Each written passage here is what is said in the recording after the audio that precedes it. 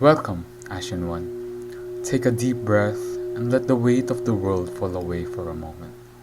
Let your eyes rest and allow yourself to be drawn into a tale of ash and flame, of kingdoms fallen and heroes long forgotten. Tonight we journey into the world of Dark Souls, a realm where fire fights shadow, and every step is a story of struggle, sacrifice, and fate. There are no shortcuts here, only the path ahead, wending through darkness and light. So relax and listen closely, for the story is about to begin. The transition from the shrine to the high wall is not a journey of miles, but the displacement of reality. The Ashen One materializes amidst the jagged battlements of Lothric, a city built on the arrogance of a kingdom that believed it could defy the closing of an age. Here, the sun is no longer a source of life. It is a weeping eye, casting a sickly, jaundiced light over the spires. The air on the high wall tastes of salt and rusted iron. Everywhere, there are statues of priests with their heads severed, and knights frozen in a state of perpetual prayer, turning slowly into trees. This is the Lothric curse, the physical manifestation of a world that has stayed awake too long and is now dreaming of roots and wood. The high wall was designed to keep the world out, but now it serves only to keep the rot in. Look upon the soldiers. They are not guarding the gates. They are waiting for the end. Their minds eroded until only the instincts of strike remains. The Ashen One moves past a row of dead pilgrims, their shells hunched toward the castle. Among them, a single survivor.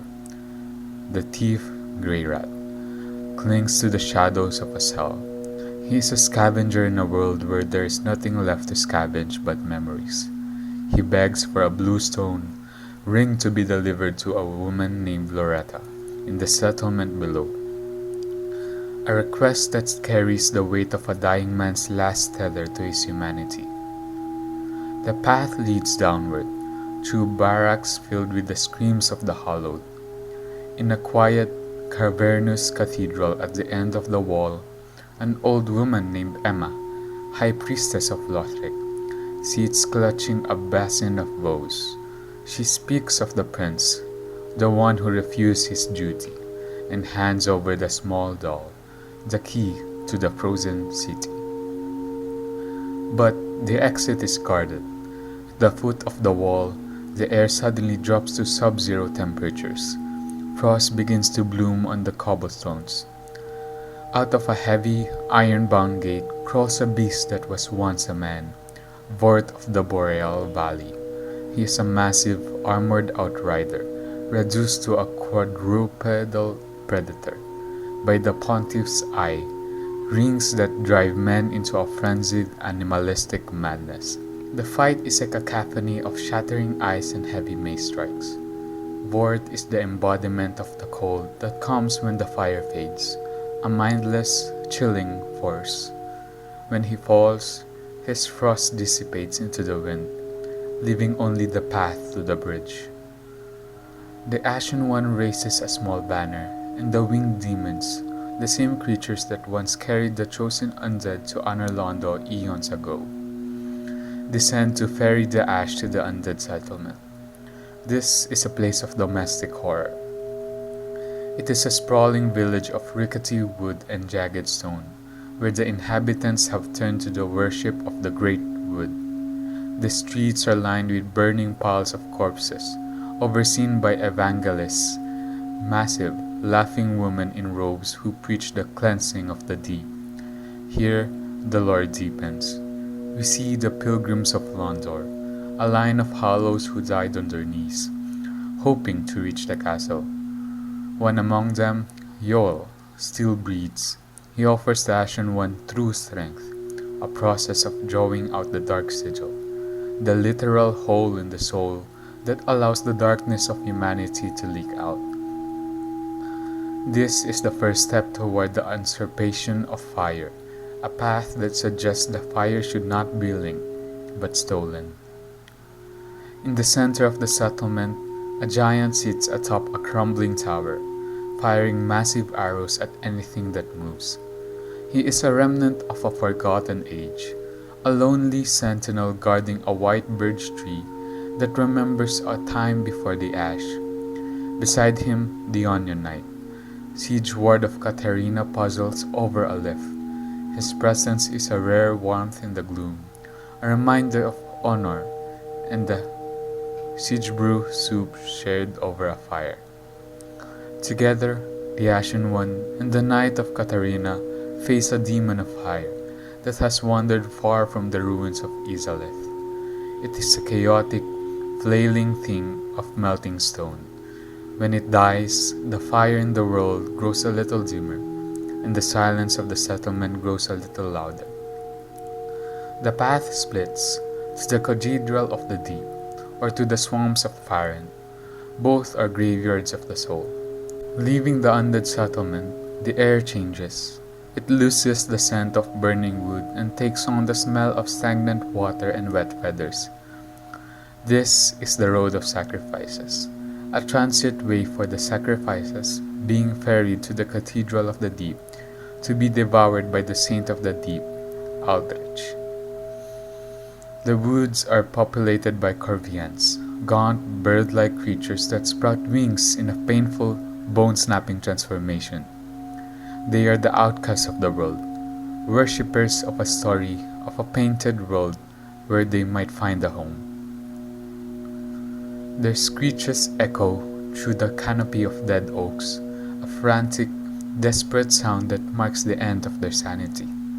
Among the ruins of a half-sunken forest, the Ashen One encounters Andri of Astora and their silent companion, Horus the Hushed. They represent the last flickering remnants of chivalry. Anri speaks with a voice that is wary but resolute, a speaker of the lords who does not yet know the futility of the quest. They are bound by a vow to stop Aldrich, unaware that the path they walk is a circle leading back to the very darkness they fear.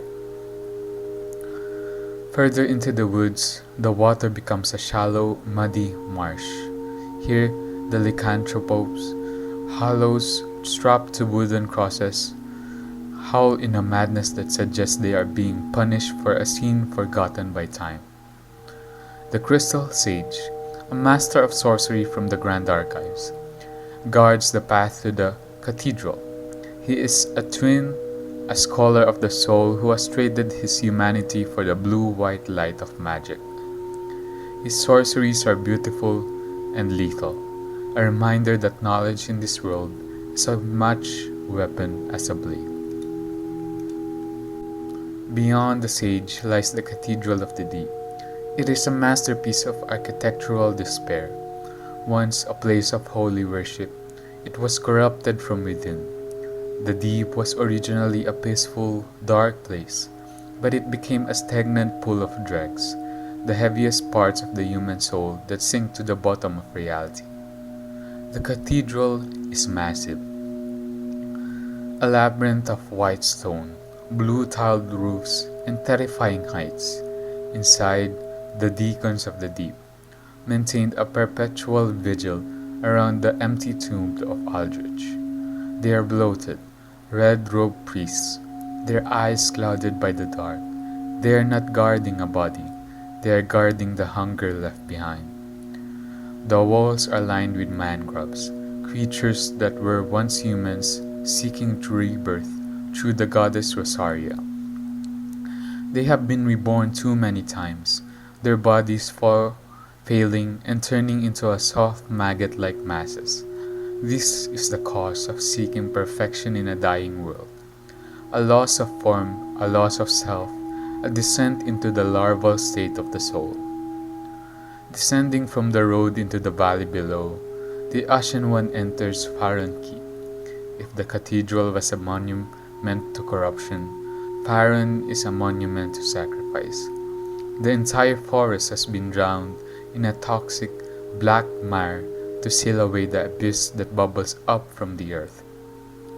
This is the home of the undead legion, the Abyss Watchers, they followed in the footsteps of Artorias, the Abyss Walker, swearing an oath to continue the darkness at any cost, even the cost of their own souls. The swamp is filled with the ruins of their civilization. Stone bridges, massive gates held by 3 ritual fires, and the Gru, descendants of the acolytes who once served the Legion, now mutated into goat-like beasts by the very toxins they used to protect the world. The atmosphere is oppressive. A thick yellow fog hangs over the water. The only light comes from the dying embers of the 3 ritual chimneys. High above, a stray demon sits on a crumbling bridge, a relic of the old chaos, its body turned to stone and crag. It is a world that has run out of time, where even the demons are dying of old change. The heavy stone doors of the inner sanctum creak open to reveal a scene of horrific beauty. The Abyss Watchers are not standing guard. They are locked in an eternal fratricidal slaughter, because they shared the blood of the wolf. When one of them was tainted by the abyss, they all became tainted. Their oath compelled them to kill the darkness, so they spent eternity killing each other, rising again and again from the ash to strike down their brothers. The fight is a dance of fire and blood. They move with an unnatural sweeping grace, their Pharaon greatswords carving through the air with the weight of centuries. When the last watchers fall, the cinders of a lord are finally claimed. The fire of the wolf is extinguished, and the way to the catacombs of Carthus is revealed. Underneath the altar, a secret passage slides open. The air that blows out of it smells of dry bone and ancient sand. The path leads down, away from the sky, into the dark heart of the world, where the High Lord Wolnir waits in the shadows. Beneath the altar of the Abyss Watchers lies a realm that the sun has long forgotten. The catacombs of Carthus are not merely a burial ground, but a testament to the vanity of kings. Carthus was once a kingdom of the sands, a nation of desert-dwelling warriors who conquered through speed and the curved edge of the blade. But even the swiftest blade cannot parry the advance of the dark. The air here is thick with the smell of dry lime and ancient crumbling marrow. The architecture shifts from the Gothic frieze of Lothric to the jagged, utilitarian stone of an underground fortress. Every corner is a trap, skeletons held together by nothing but the lingering resentment of their souls. They assemble themselves with a sickening clatter of bone on stone. They are the Carthus swordsmen, their movements a fluid, ghostly mimicry of the martial arts they mastered in life. As the Ashen One descends, the influence of High Lord Wolnir becomes undeniable. The walls are lined with massive decorative jars, many of which contain the black, writhing remnants of the abyss. This is the great irony of Carthus. In his fear of the dark, Wolnir sought to master it, only to be pulled into its maw. Wolnir was a conqueror who ground the crowns of other kings into dust. He feared the true darkness, the one that exists when the fire is gone, and so he clung to the trinkets of the gods. He wore holy bracelets and clutched a holy sword, but prayer is a thin shield against the gravity of the soul. The confrontation with Wolnir takes place in a void of total absence. He is a titan of bone, a skeletal colossus emerging from a sea of black fog. His only tethers to reality are 3 glowing gold shackles, the very bracelets he used to ward off the dark. When they are shattered, he is dragged, screaming, into the abyss he tried so desperately to outrun. There is no glory in his defeat, only the quiet realization that even the greatest kings are but kindling for a flame that refuses to burn. Beyond the bridge of Carthus, if one dares to descend into the splintered wood and broken stone, lies the smoldering lake. This is a place of geologic tragedy. It is the graveyard of the old chaos, the final sputtering remains of the flames sparked by the witch of Izalit in the First Age. The lake is a vast, subterranean sea of stagnant water, guarded by a great Carthus sandworm and a massive, triple-shot ballista that fires with the mechanical indifference of a god. The architecture here is demonic, twisted, organic stone that looks as if it were grown rather than built. In the depths of the old king's antechamber, the Ashen One finds the corpses of the great swamp's teachers and the remnants of the fair lady's daughters. The fires here are white hot but hollow. The old demon king sits atop a mountain of his own dead kin. He is the last of his kind, a creature of pure fame that has lived to see his entire race go extinct. When he reaches the end of his strength, he does not go out with a roar. He collapses, his inner fire spent, a hollow shell of ash in a cavern that will never see the sun again. Emerging from the darkness of the catacombs, the Ashen One is met with a sight that defies the logic of the dying world. Irithil is a city of moonlight and silver, a sprawling metropolis of Gothic towers and arched bridges, perpetually frozen in a single beautiful night. The air is crisp and biting, smelling of ozone and ancient incense. The moon hangs massive and low, casting a pale blue glow over the cobblestones. But Irithil is a beautiful lie. It is a Gwyndolin mirage, maintained by the Pontiff Sullivan to mask the rot that has taken root in the city's heart. To enter, the Ashen One must possess the small doll found in the cathedral. The barrier is a shimmer of light that tastes of cold magic. Once inside, the silence is broken by the rhythmic clanking of the Pontiff Knights. These are spectral, spindly warriors in silver armor, their movements more like a ballet than a march. They are the enforcers of a regime that has replaced the worship of the sun with the worship of the deep. In Irithil, time has been stayed by the cold.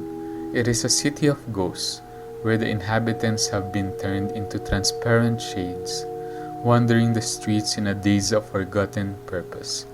This is Sullivan's masterpiece, a kingdom that is dead, but refuses to decay.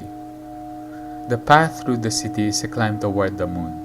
In the distance, the silhouette of Anorlondo looms, the legendary city of the gods, now repurposed as a larder for a cannibal saint. Every step toward the cathedral is a step toward the revelation of Sullivan's grand betrayal. Beneath the silver spires of Irithil lies a place where the moonlight cannot reach. The Irithil dungeon is not merely a prison, it is a laboratory of the soul. Here, the air is thick with the scent of copper, damp stone, and the acid smoke of branding irons. This is where Pontiff Sullivan sent the descendants, those who still remember the warmth of the sun or the dignity of the old gods.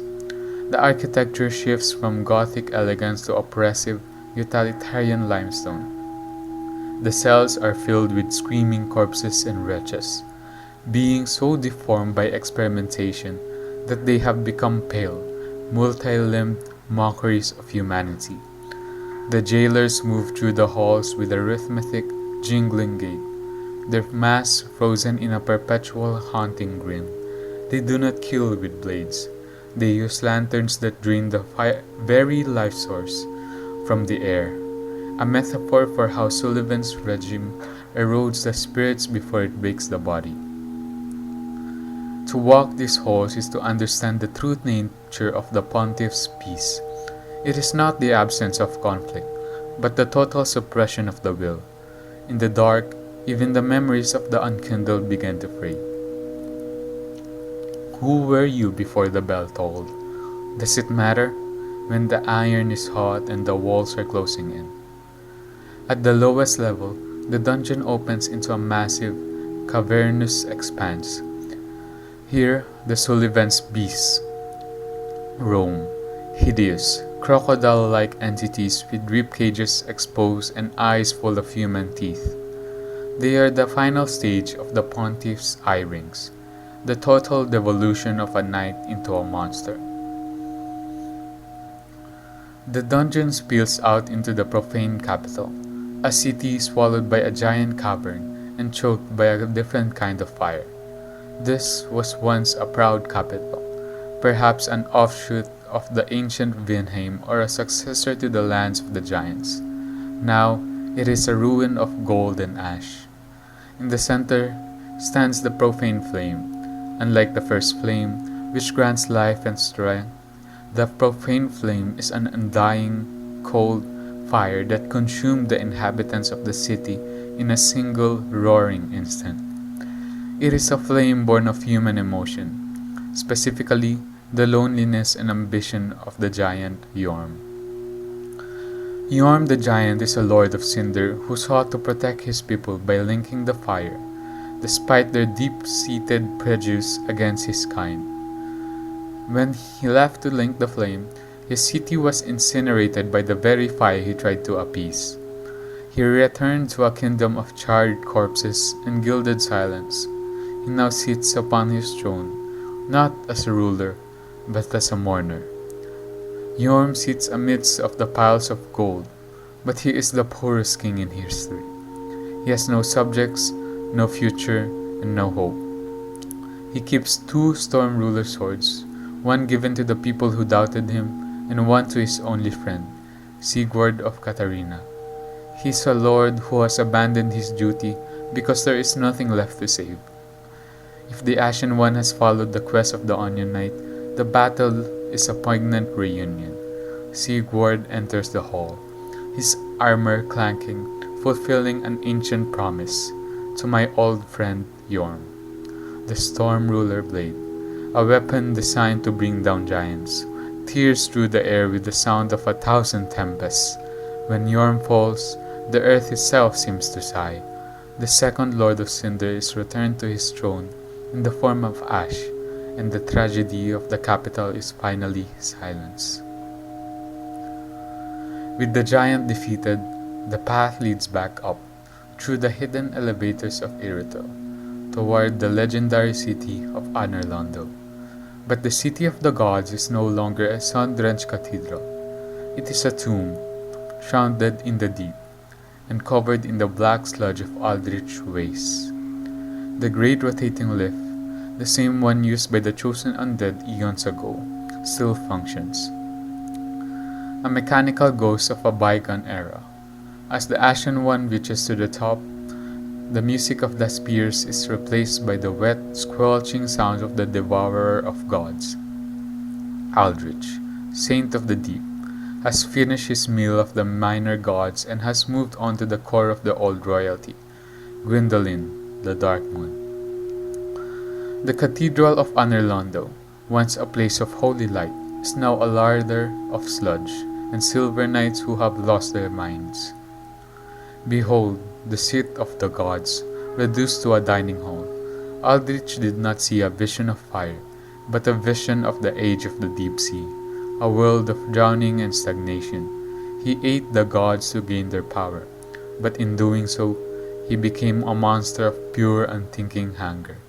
The sun has truly set on Anorlando. Inside the great hall of Anorlando, where the sun once shone through stained glass, there is only the rhythmic, wet thrumming of a nightmare. Aldrich, saint of the deep, has become a literal mountain of sludge, a sentient puddle of human dregs and clerical remains. He has consumed Gwyndolin, the lost son of Gwyn, and now uses the god's upper body as a puppet, a grisly lure to mock the old age.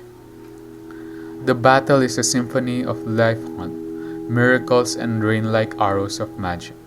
The Ashen One is not just fighting a monster, they are fighting the digested history of Lord Ren. When Aldrich is finally put to the rest, the silence that follows is absolute. There are no more gods in Anorlando. The dark moon is extinguished. The Ashen One stands alone in the hallowed shell of a religion that has finally run out of miracles. Before ascending to the heights of Lothric, the Ashen One must descend into the toxicity of the consumed King's Garden. This is a place where the royal bloodline of Lothric attempted to cheat the fading of the fire through the most forbidden of means. Seeth of the scaleless, ancient research into dragonhood. The garden is a pit of pus of man, that oily, black abyssal infection that suggests the humanity of the residents is literally bursting out of their skin in a desperate attempt to find a new form. The air is a thick, green miasma of poison. Deep within the stone plazas, Osiris, the consumed king, wanders in madness.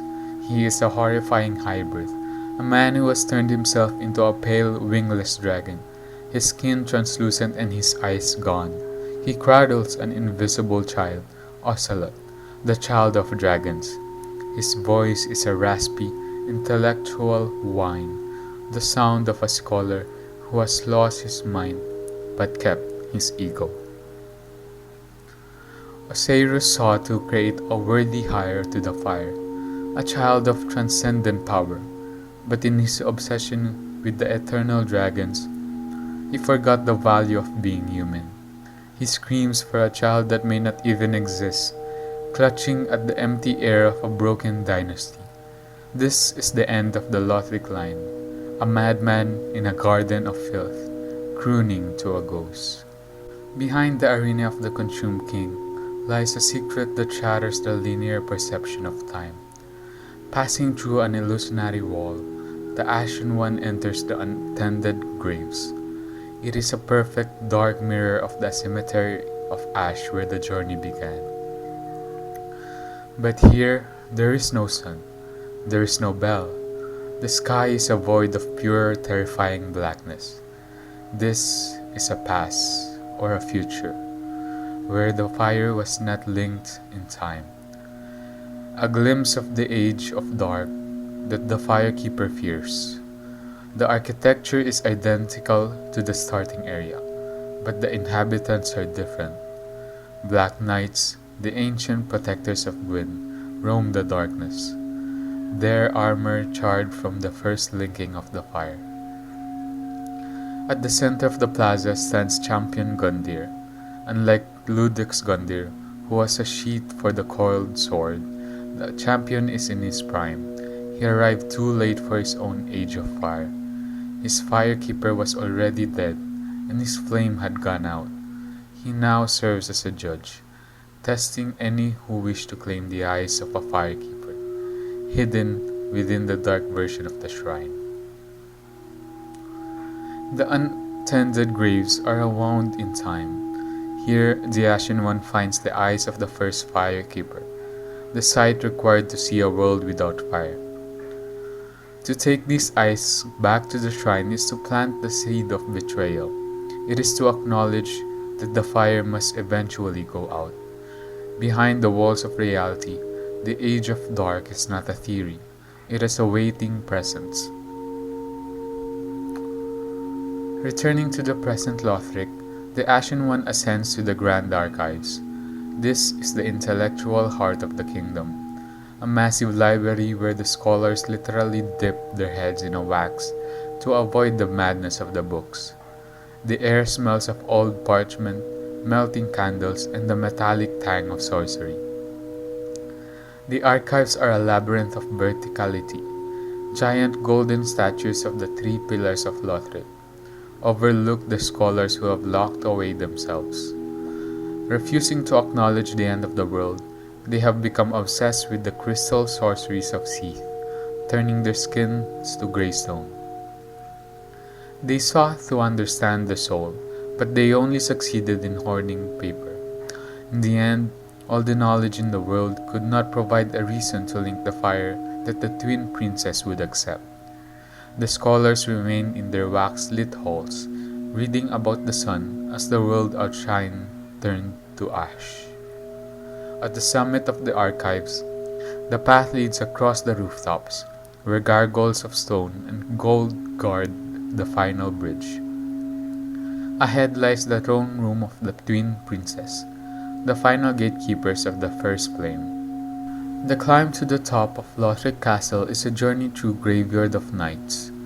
The bridge is littered with the scorched armor of those who tried to force the prince's hand. At the summit, the great doors groan open to reveal a bedchamber that smells of stale incense and medicinal herbs.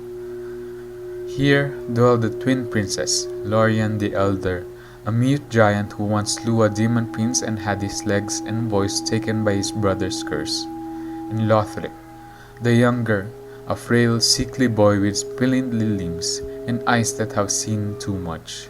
They are the lords who refuse to be lords. For generations, the Lothric bloodline was obsessed with creating the perfect heir, a champion so strong enough to link the flame and sustain the world for another age. But the result of this obsessed breeding was a child who was born broken. Prince Lothric looked at the fire and saw only a cruel, repeating cycle of pain. He chose to sit in his dark chamber and watch the flames fade from a distance, joined by a brother whose loyalty outweighed his duty to the world. The battle is a haunting display of codependency. Lorien crawls across the floor, his massive greatsword wreathed in a pale, dying flame, while Lothric clings to his back, casting beams of white gold light. When Lorien falls, Lothric revives him with a touch, his voice echoing through the hall. Rise, if you would, for that is her curse. They are not villains in the traditional sense. They are the first beings in history to simply say no to the burden of the gods. When they are finally defeated and their cinders are claimed, the Ashen One holds the final key. The thrones at the Firelink Shrine are now full, most of them occupied by the decapitated heads of those who once held the world together.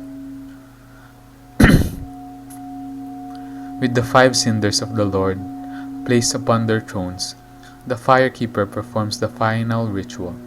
The power of the Lords flows into the Ashen One, not as a gift, but as a burning weight.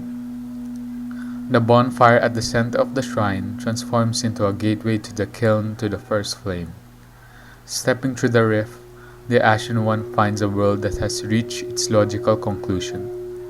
This is the Dreg heap of reality. The sky is a bruised, weeping canvas, and the sun is a licking ring of dark gold. The buildings of every age, Lordran, Drangelic, and Lothric, have physically collapsed toward the center of the world, a vertical graveyard of stone and history. This is the end of the road. Time has lost its meaning. The lands are not just crossing, they are crushing one another under the weight of a stagnant eternity. Every soul that ever linked the fire, every king who ever burned, is now a part of the air you breathe. The first flame is no longer a roaring hearth. It is a tiny, flickering spark in a desert of ash. In the center of the ash sea, sitting by a small, pathetic mound of embers, is the soul of Cinder. It wears the Firelink set, armor that looks like a charred, twisted version of a knight's plate. It is not a person. It is the manifestation of every player and every NPC who has ever linked the fire. The soul of Cinder fights with a mastery of all forms. It shifts from a straight sword to a curved blade, from sorcery to miracles, and finally, as its strength wanes, it adopts the stance of the first Lord of Cinder, Gwyn, Lord of Sunlight. The music shifts.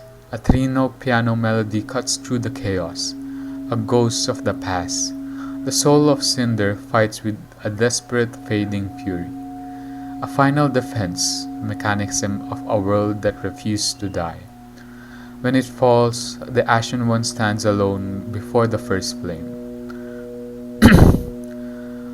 The choice of the Ashen One. The script now diverges into four possible fates of the world, each representing a different philosophical stance on the nature of existence. To link the fire, the ashen one sits by the flame, but there is no great explosion of light as there was in the ages of old.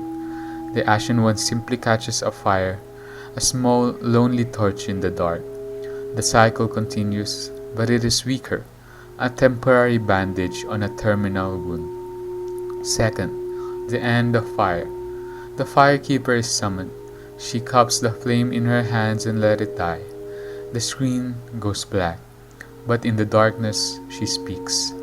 But one day, tiny flames will dance across the darkness, like embers, linked by Lord's pass. It is a hopeful end, suggesting that a natural age of dark must come before a true light can return. Third, the unthinkable betrayal. At the final moment, the Ashen One strikes down the firekeeper, stealing the flame for themselves in a fit of hallowed greed.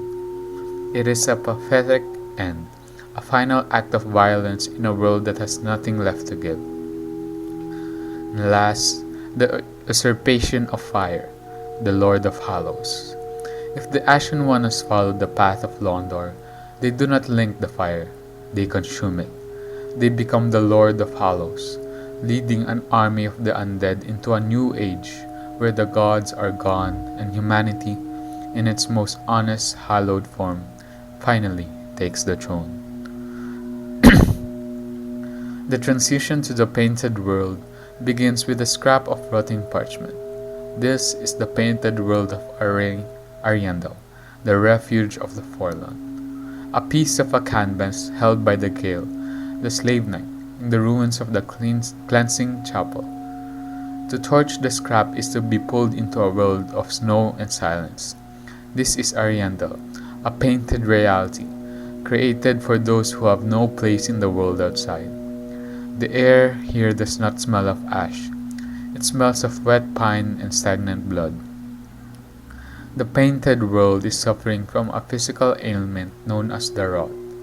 In a healthy painting, when the world begins to decay, it is burned away to make room for a new canvas. But Father Ariandel and Sister Fried have chosen to preserve the rotting world, fearing the pain of the fire. Ariandel is a sanctuary of the stagnant. It is a world where the unwanted, the Corvians, the Millwood Knights, the followers of Farron, come to fade away. But there is no peace in stagnation. The rot eats at the floorboards, the skin, and the soul. It is a world that has refused to die, and in doing so, has become a living corpse. Deep within the painted assembly, the Ashen One encounters Sister Fried. She is a woman of quiet, terrifying poise, clad in black robes and barefoot on the cold stone. She was the first Elfried, a founder of the Sable Church of London, who abandoned her sisters to become the protector of this frozen purgatory. She speaks with a voice like ice cracking on a lake, urging the Ashen One to leave. She does not want the fire to return, for the fire brings change, and change brings an end to her sanctuary. Her logic is the logic of the peaceful grave. Fried is a lord of cinder who never was. She chose a world of cold over a world of flame. She sits in the chapel, watching the rot spread, believing that a slow, quiet death is better than a loud, burning rebirth. She is the guardian of the status quo, the ultimate obstacle to the cycle of life. Below the chapel lies the roots of the great wood, a vertical descent into the literal bowels of the painting. Here, the Corvian settlers live in filth, their bodies twisted and weeping with the rot. They are the ones who want the fire. They understand that for a new world to be painted, the old one must burn. One of them, a withered creature, begs the Ashen One, "Burn it all away. There is no joy in this decay." The battle for the painting is a three-act tragedy. First, Freed fights alone with her scythe, a dance of frost and invisibility. Then, Father Ariandel, driven down to madness by the sight of her blood, wrenches his throne from the floor to join the fray, pouring his own blood into the cauldron to keep the fire from spreading. Finally, Freed rises one last time as Black Flame Freed, wielding the dark fire of humanity, the very thing she tried to escape in Londor. When the chapel finally burns, it is not an end, but a beginning. A young girl, the painter, sits in the attic, waiting for the pigment of the dark soul, to paint a new home, a world that is cold, dark, and very gentle. From the burning painting, the ashen one is pulled toward the end of time itself, the drag heap. If the kiln was the site of the fire, the drag heap is the site of the world's physical gravity. The architecture here is non-essential. Windmills from the earthen peak of Drangelic sit atop the cathedrals of Lothic. The very fabric of reality has folded like a crumpled piece of paper. This is the accumulation of every failure, every age, and every kingdom that ever thought it would last forever. It is a vertical graveyard, where the history of the world is being crushed into a single point of insignificance. Here, the angels, beasts of light and pilgrimage, hunt the survivors from the sky, their light a cruel mockery of the sun. The Ashen One descends through the ruins, meeting Lap, an amnesiac knight who is actually the legendary Patches. Even at the end of the world, the unbreakable trickster remains, a reminder that human nature, both the greed and the resilience, is the only thing that survives the fire. At the bottom of the heap lies the demon in pain and the demon from below. They are the last remnants of the old chaos, merging into a single demon prince in a final, dying grasp of the race of demons. When they fall, the path to the Ring City, the final destination of humanity, is revealed. As the Ashen One is carried by the bat-winged demons over the jagged peaks of the Dreg Heap, the Ring City appears like a shimmering jewel in a wasteland of grey. It is a city of impossible beauty, ringed by a massive circular wall that seems to hold back the very end of time. But this beauty is a deception. The Ring City was a gift from Lord Gwyn to the Pilgrim Lords, the original ancestors of humanity, given at the dawn of the Age of Fire. In truth, it was gilded cage, a way to keep the dark contained at the very edge of the world, far from the gods in Honor Londo. The air here is heavy, thick with the scent of blooming white flowers and the ozone of ancient sorceries. The architecture is a blend of the divine and the primeval. The streets are patrolled by herald knights, massive headless suits of armor filled with the black, bubbling oil of the abyss. Their presence suggests that even here, at the world's edge, the dark is beginning to leak out of its containers. Behold, the Ring City, the ultimate monument to Gwyn's fear. He feared the dark soul. He feared the age of man. And so, he gave the pygmies a city, and he gave them his daughter, Filianor, to sleep among them, a living seal to ensure that the clock of humanity would never strike midnight.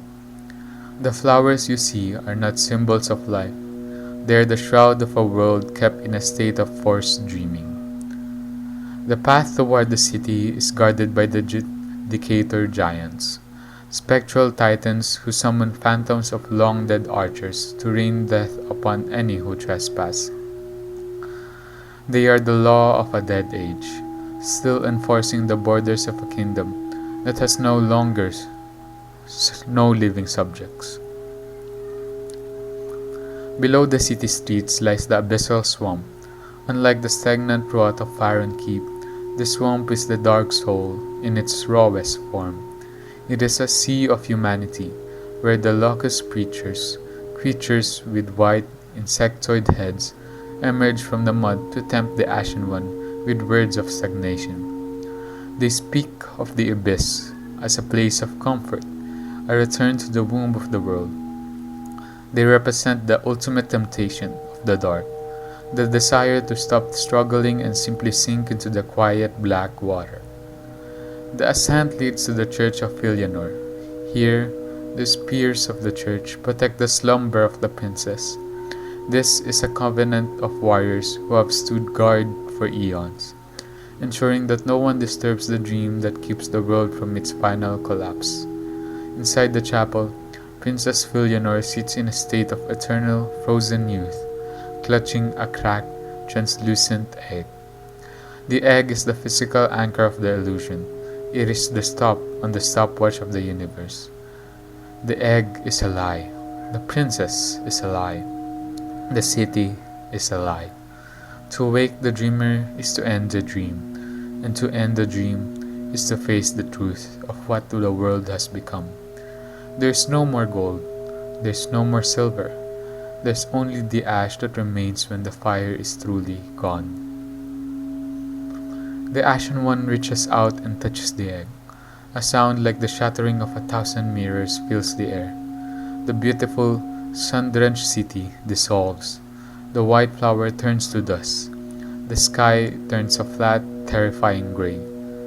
When the Ashen One wakes, they are in a desert of ash that stretches infinitely in every direction. The ringed city is a skeleton in the distance, a few jagged spires poking out of the dunes. This is the actual end of time. There is no one left. There are no more kingdoms. There is only a single figure in the distance, crawling through the ash toward the ruins of a throne room. The figure is Slave Knight Gale. He has lived from the very beginning of the world to its very end. He has traveled to the edge of reality to find the dark soul of man, so that his lady, the painter, can use it as a pigment to paint a new world. But the dark soul was not a single object. It was divided among the pygmy lords. To claim it, Gale had to devour them. He has consumed the blood of his ancestors, and in doing so, the power of the dark soul has corrupted his body, turning him into a hulking, red-hooded beast of pure muscle and shadow. The battle with Gale is the final conflict of the Dark Souls series. It is a fight between two nobodies, two unkindled who survive everything else. Gale fights with a frantic, animalistic fury, his cape trailing trails of dark energy that look like bleeding stars. He is not a villain. He is a servant who went too far. He knew that he could never survive the Dark Soul, so he left a trail of blood for you to follow. He is sacrificing his own sanity so that you can kill him. Take his blood, now concentrated with the power of the Dark Soul, and deliver it to the girl who will paint the next world. He is the last hero of a dead universe. The Path of the Dragon, the Transformation of Philosophy. While the world below rot and burns, there is a hidden path that leads not down into the earth, but up, into the thin air of the peaks. To reach it, the Ashen One must perform a gesture of the Path of the Dragon. In the presence of a petrified monk within the Erythral dungeon, this is not a physical movement, but a mental one. A meditative shift into the mindset of the eternal dragons. To become a dragon is to reject the cycle of fire and dark entirely. The dragons existed before the flame, in a world of grey crags and archers. They do not know life, and thus they do not know death. In the dying days of Lothric, many scholars and warriors sought this stone sleep, a way to transcend the suffering of the fading light by turning their hearts to stone. The Ashen One awakens on a jagged mountain pass, far above the clouds. Archdragon Peak is a place of blinding light and ancient stone. The architecture here is a pre-Lothric, massive cyclopean blocks that recall the glory of Anarlander at its height. But here, The snake men, descendants of the imperfect dragons, roam the ruins, guarding a secret that the gods tried to strike from history. In the center of the peak lies a massive bell. It is not like the bells of awakening in the world below. This bell is a summons. To ring it, it is to call upon the summoned storm himself. As the metal rings out, a thick, black fog rolls over the mountain, turning the golden day into a twilight of thunder. Descending from the clouds of the back of a storm drake comes a figure that history attempted to erase. He is the nameless king. In the first age, he was the god of war, the firstborn son of Lord Gwyn. He led the Knights of Sunlight against the dragons until he did the unthinkable.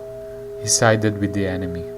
He saw the dignity in the stone-skilled ancients and betrayed his own bloodline to protect them. He has no name because his father stripped it from the annals of the world. His statues were pulled down, his miracles forgotten. But here, at the peak of the world, he remains, the last true god of the old era. He does not fight for the fire. He does not fight for the dark. He fights for the honor of a covenant that predates the very concept of unkindled. He is the lightning that remains when the sun has set. The battle is the most grueling test of the Ashen One's journey. It is a conflict of pure elemental force. When the storm drake falls, the king does not mourn with tears, but with a steady hand. He absorbs the soul of his fallen companion, his blade becoming a conduit for the storm. When he is finally defeated, the fog clears, leaving only the silent, empty ruins. The Ashen One has slain the last remnant of the original royal family. Returning to the depths of history, we must narrate the origins of the deep. This was not always a place of horror. The deep was once a sacred, tranquil stillness, the seabed of the soul. But as humanity grew, the dregs, the heaviest part of the human essence, began to seek and stagnate. Aldrich was once a man, a holy cleric who developed a taste for human flesh. He discovered that by eating men, he could grow in power and see visions of the future. He saw the age of deep sea, a world submerging the stagnant remnants of the soul. Aldrich ate until he was no longer a man. He became a grand, bloated sludge, a creature that had to be contained within a cathedral. But the Pontiff Sullivan saw a tool in this monster. He gave Aldrich a title, a throne, and eventually the body of a god to devour. The Cathedral of the Deep is not a place of prayer. It is a slaughterhouse where the sacrifices were delivered to feed a hunger that can never be sated. The Sable Church of London, founded by the three sisters Elfried, Uria, and Lillian, sought a different path for humanity. They realized that linking the fire was a scam perpetuated by the gods to keep humans as kindling. They developed this dark sigil, a way to embrace the hollow state. To them, being hollow is the true, honest form of humanity, free from the illusions of the gods. Uria of London, who stands in the Firelink Shrine, is a diplomat of this dark revolution. She manipulates the Ashen One, guiding them toward the wedding with Anri of Astora, a ritual where the Ashen One takes the dark sigils from another, becoming the Lord of Hollows. To the Sable Church, the end of fire is not a tragedy, but a liberation. They believe that a world of dark is a world where humans can finally master of their own faith. But look at the Hollows of London. Are they truly free, or have they simply traded one master, the flame, for another, the abyss?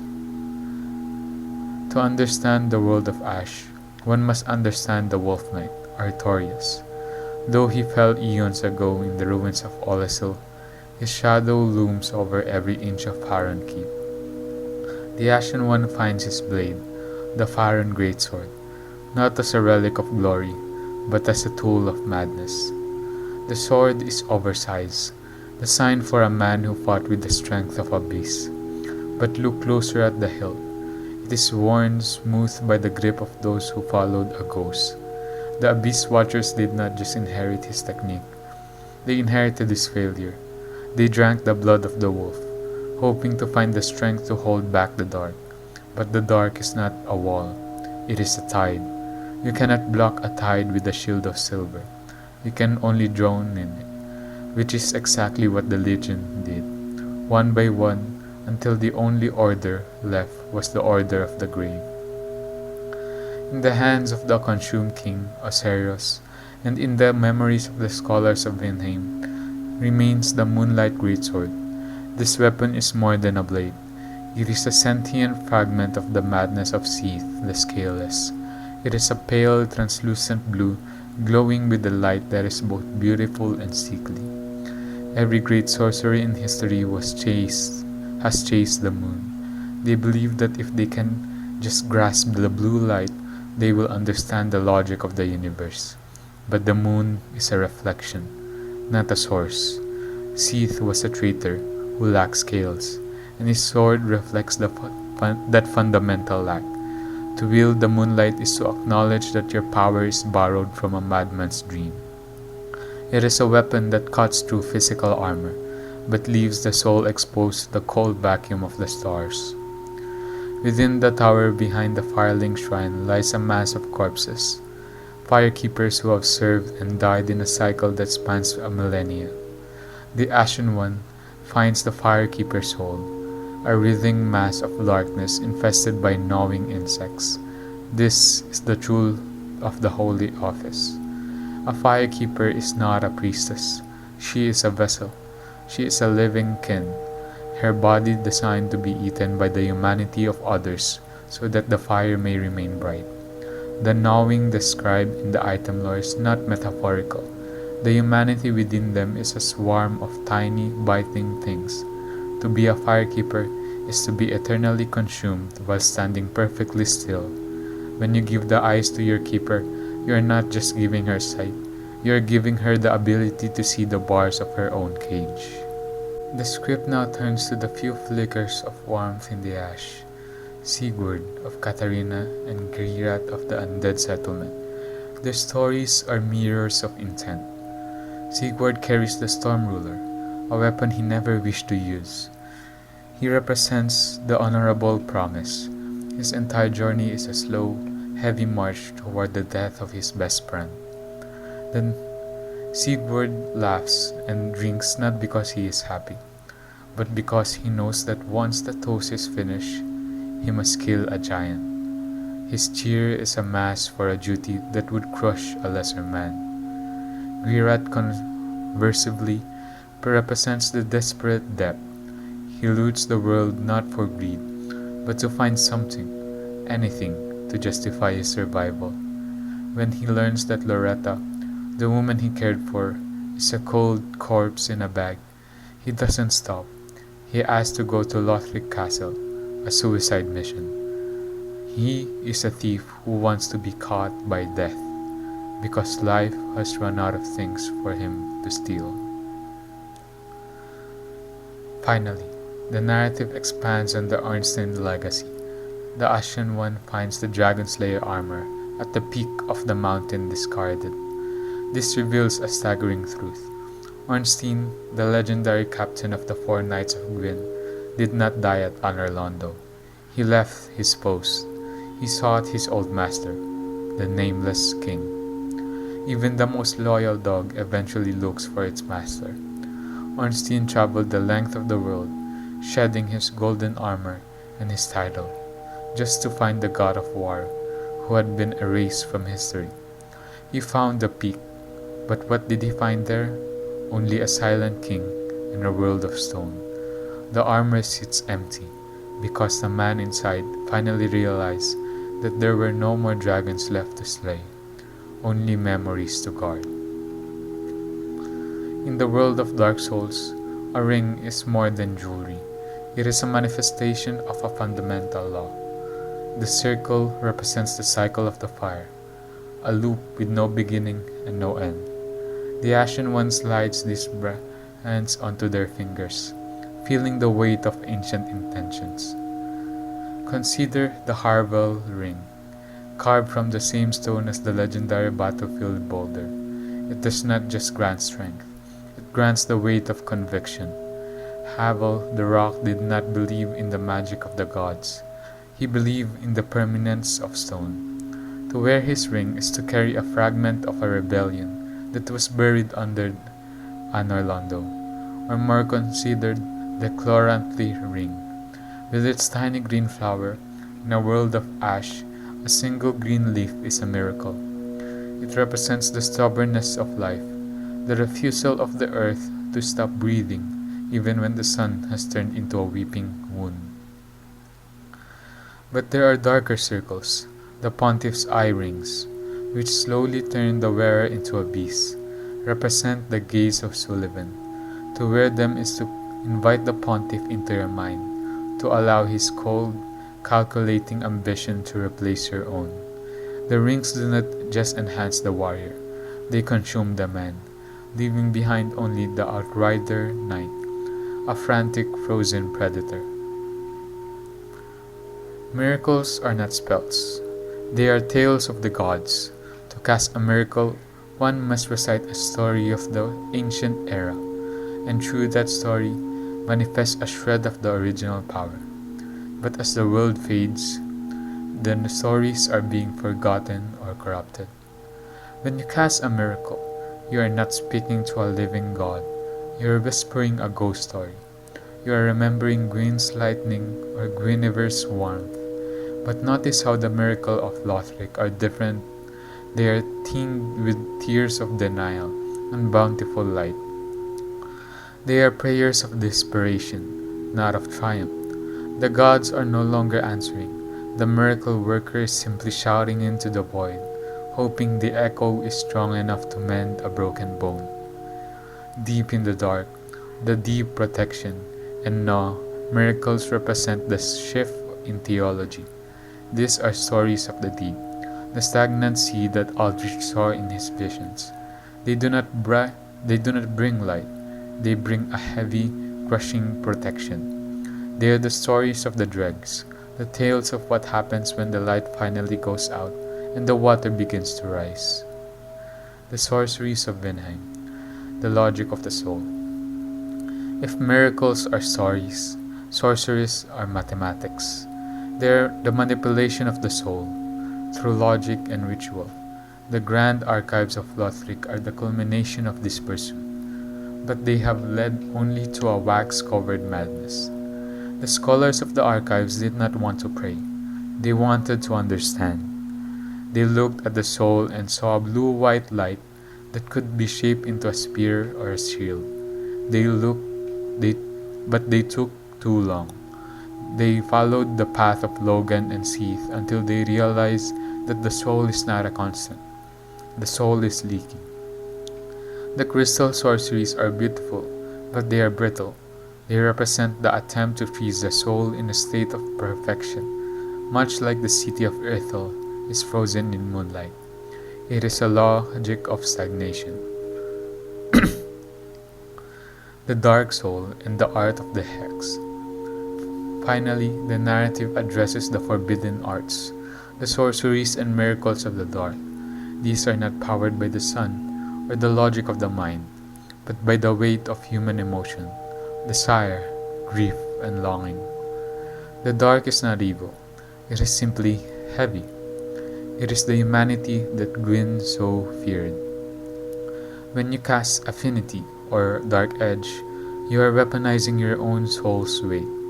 It is an art of the hollow, practiced by those who have realized that the light was always an illusion. The hexers of old and the Carla of the present know a truth the gods could never accept, that the dark is the only thing that remains when the fire is gone. It is the gentle world that Painter speaks of, a world of shadows, where the sting of the sun is finally forgotten.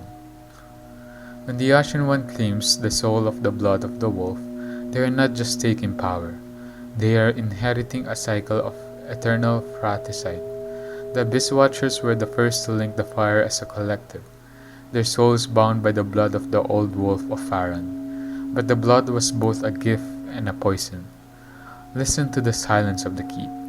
It is not the silence of peace, but the silence of exhaustion.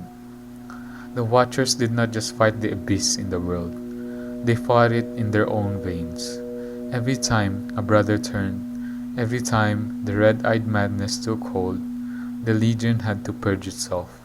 Their soul is a jagged thing, a thousand consciousness screaming in unison for an end to the vigil. They were the Undead Legion, a title that was meant to be a boast but became a sentence. To use their soul is to feel the phantom weight of a cape soaked in the blood of your own kin.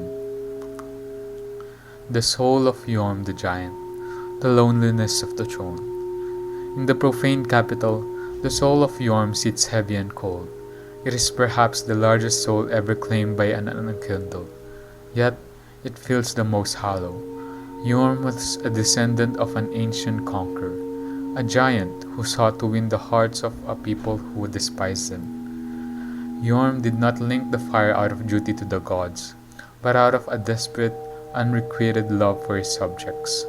He thought that by burning himself, he could prove his worthiness, but the profane flame is a jealous mistress. It did not just burn the giant, it incinerated the very people he died to protect. His soul is a mountain of charcoal, smelling of scorched gold and the tears of a friend. When you hold it, you do not feel the heat of a lord. You feel the crushing gravity of a man who has nothing left to lose. The soul of Aldrich, the vision of the deep sea. Claiming the soul of the devourer of gods is a sickening experience. It is a soul that has lost its human shape, becoming a bloated, shivering mass of dregs. Aldrich did not become a lord through noble sacrifice. He ate his way to the throne. Aldrich is the manifestation of the world's end through consumption. He saw the age of deep sea, a vision of a world drowned in the weight of its own stagnation. He believed that the only way to survive the coming dark was to become the dark itself. His soul is infested with the miracles of Gwyndolin and the sorceries of the orphans he devoured. It is a stolen soul, a patchwork of stolen lives. It tells us the most terrifying truth of the cycle, that the fire does not just fade, it can be swallowed whole by the very anger it was meant to stave off. The soul of the twin princess, the rejection of the mantle. Finally, the Ashen One claims the twin soul of Lothric and Lorien. It is the unique entity, two lives fused together by a curse and a choice. It is a lesser soul than the others, yet it contains the most potent defiance. Lothric was the Holy King, who never wore a crown. His soul is thin, like a thread of white silk, yet it is unbreakable. He watched the world burn from his balcony and decided that the cycle was a lie. He did not want to be a Lord of Cinder. He wanted to be the last of his line, the one who finally let the room go dark. To hold his soul is to feel the peace of a flame that has finally been allowed to die. It is the soul of a child who was born to die, and who accepted that fate with a terrifying quiet dignity. With the souls claimed, they are placed upon the thrones of the Firelink Shrine. This is the Ashen Harvest. The Five Lords are no longer people, they are fuel. The Firekeeper speaks the words, and the power of their combined memories create the path to the kin. Look upon the thrones, the giant, the saint, the legion, the prince, and the small, exiled king. They are the pillars of a world that is falling down. By bringing their cinders back, you are not saving them. You are forcing them to burn one last time. You are the executioner of history, gathering the last of the kindling before the long night begins. The geology of stagnation, the transitory lands. It is called Lothric, but Lothric is merely the latest skin on a fruit that has rotted to the core. As the fire fades, the fabric of space and time loses its tension. The world does not just end, it folds. It pulls the distant past toward the present, in a desperate attempt to find more kindling. This is why the high wall appeared overnight, severing the roads to the settlement below. This is why the ruins of the earthen peak sit atop the drag heap. The world is a dying man, clutching at his memories, pulling his old lives around him like a tattered blanket. The ghosts of Lordran, the echoes of Honorlando. The Ashen One stands in the snowy plaza of Irithel, but the architecture beneath the frost is unmistakable. It is the high, buttressed stone of Honorlando. The narrative explores this haunted layering. When you walk through the rotating leaf of the gods, you are stepping over the corpse of a land. The giant blacksmith, the one who once forged the weapons of the four knights, lies cold and still in his workshop, his hammer silent for the first time in millennia. He did not die in battle. He died of goneness. He simply ran out of world to hammer. The silver knights who guard the cathedral are no longer guardians. They are statues that still move, protecting a royal family that has been digested by a sludge stain. The tragedy of the convergence is that it brings back the places you love, but only to show you how much they have rotted. The shadow of Drangelic, the ruins of the peak.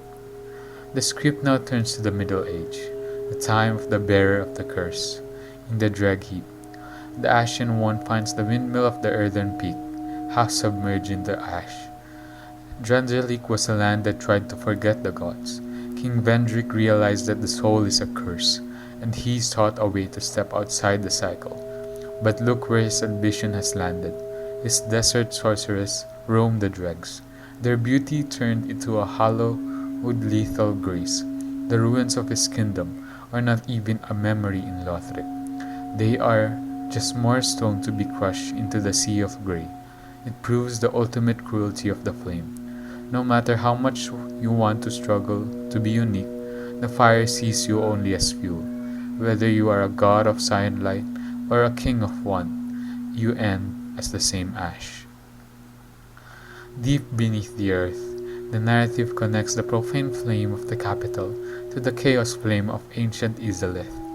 The profane flame is a bastard child of the chaos. When the witch of Izalith failed to recreate the first flame, she birthed a bed of life that was distorted and hungry. Eons later, that hunger manifested in the profane capital. It is a fire that does not need wood to burn. It burns the human spirit. It is the darkness within the flame. The gargoyles that guard the capital are not stone. They are the fossilized remains of a transition. Creatures that were once demons, then became statues, and finally became nothing but guardians of a cold, golden grave. You are a creature of the convergence. You are a moth drawn to the last flickering ember. You do not belong to Lothric, nor Lorden, nor Drangelic. You are the unkindled, the one who was too weak to burn in the past, now made strong by the fact that the world has nothing left to offer. You are the ultimate scavenger of history, walking through the wreckage of 3 ages to find a single spark. When the Ashen One claims the soul of Sister Fried, they are holding the cold heart of a defector.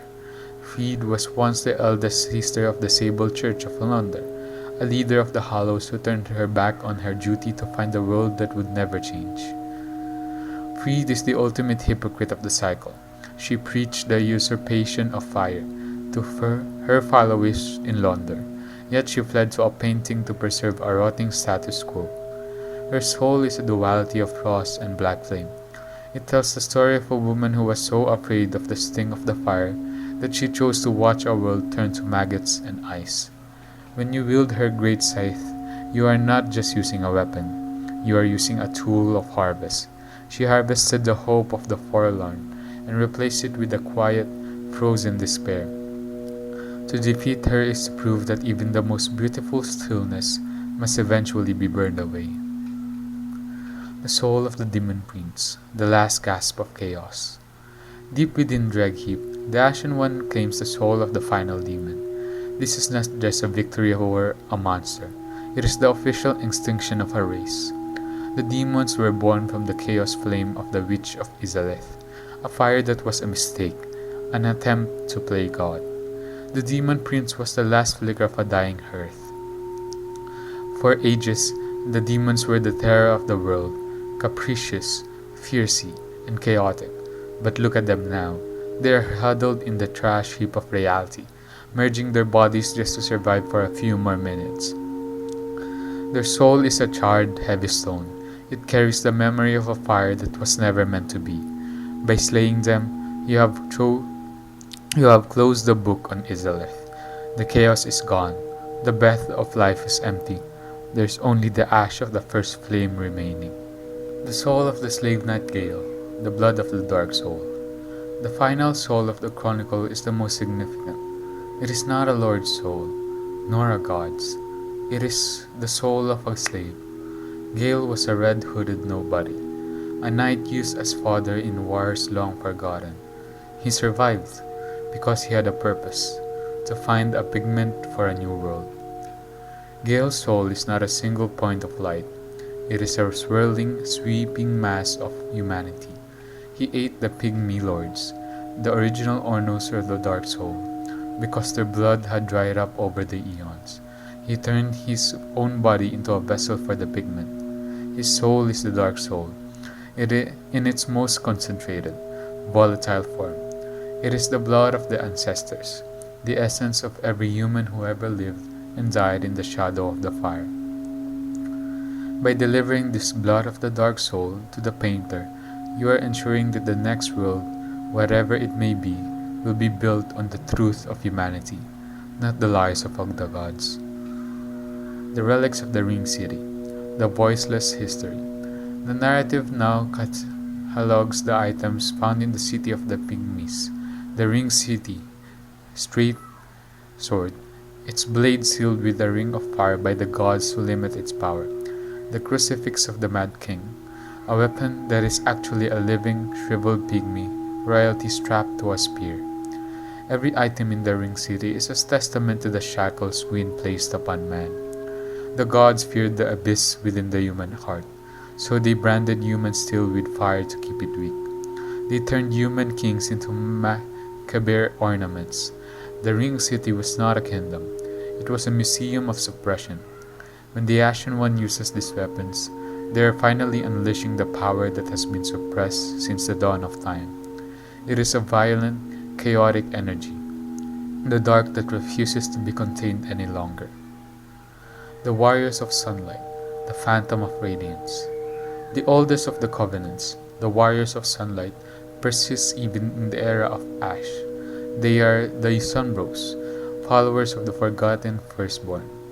In a world where the sun is a weeping dark sign, their golden radiance is a defiance of the inevitable. To be a warrior of sunlight is to commit an act of radical kindness in a world that rewards only cruelty. They are the golden phantoms who cross the boundaries of time and space to aid a stranger. Why? Because the sun is fading, and in the growing cold, the only warmth left is the warmth of a comrade's shield. Their symbol, the sun with a face, is a relic of an age of a joy that no longer exists. They cling to the jolly cooperation, not out of a belief that the world can be saved, but out of the belief that the journey is better shared. They are the embers that huddle together to keep the frost at bay.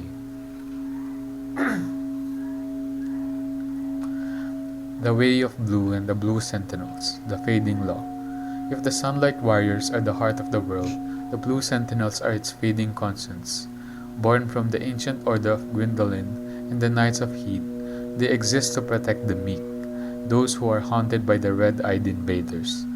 The Blue Sentinels are the ghosts of a legal system that has lost its jurisdiction. They wear the polished silver of a bygone era, appearing like spirits to punish the guilty.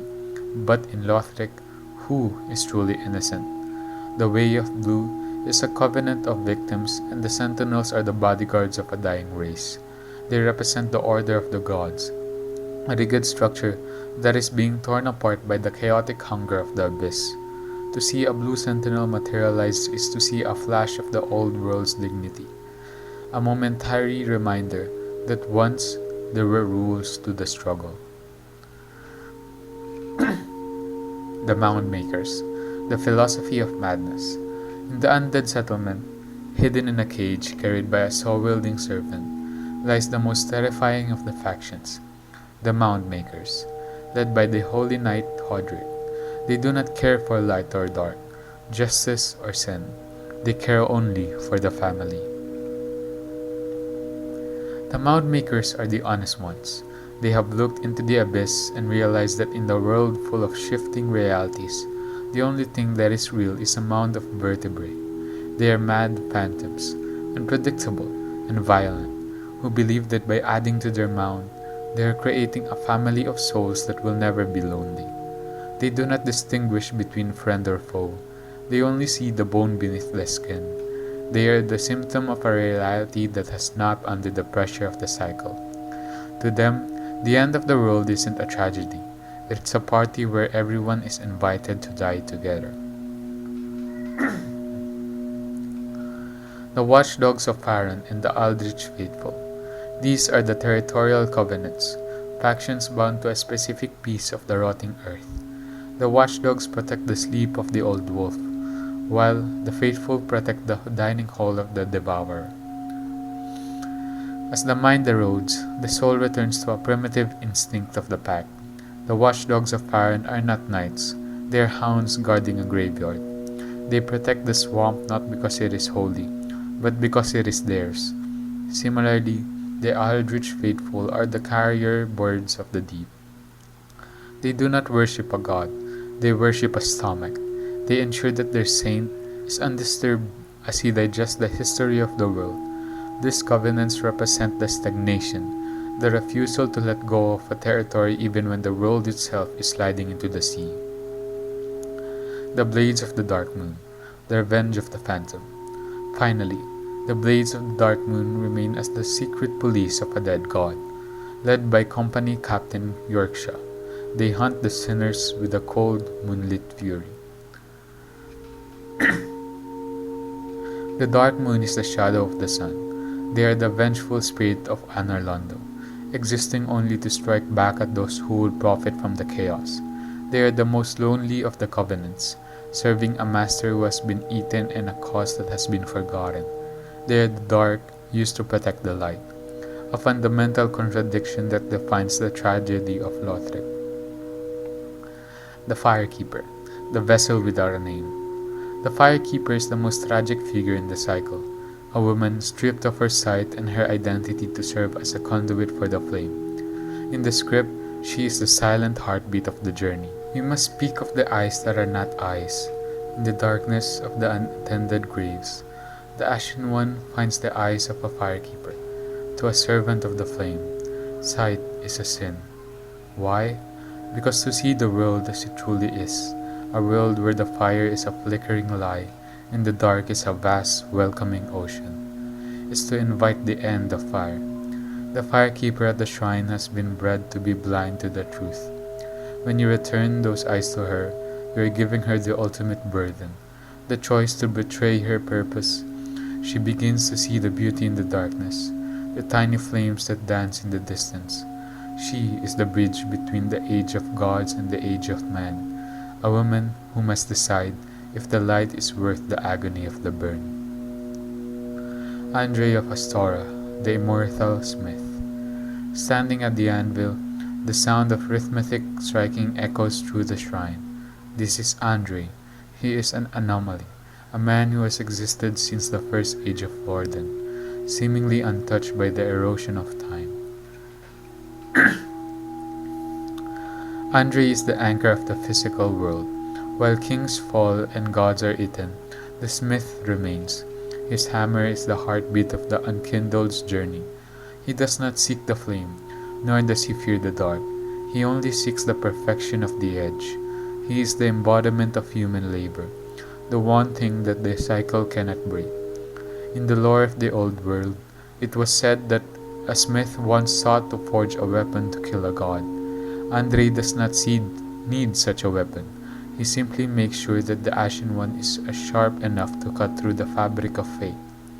He is the guardian of the coal, the fragments of the profane, the giant and the foreign flames, reminding us that even fire can be tamed by the hands of a craftsman. The Shrine Handmaid, the Merchant of Memories.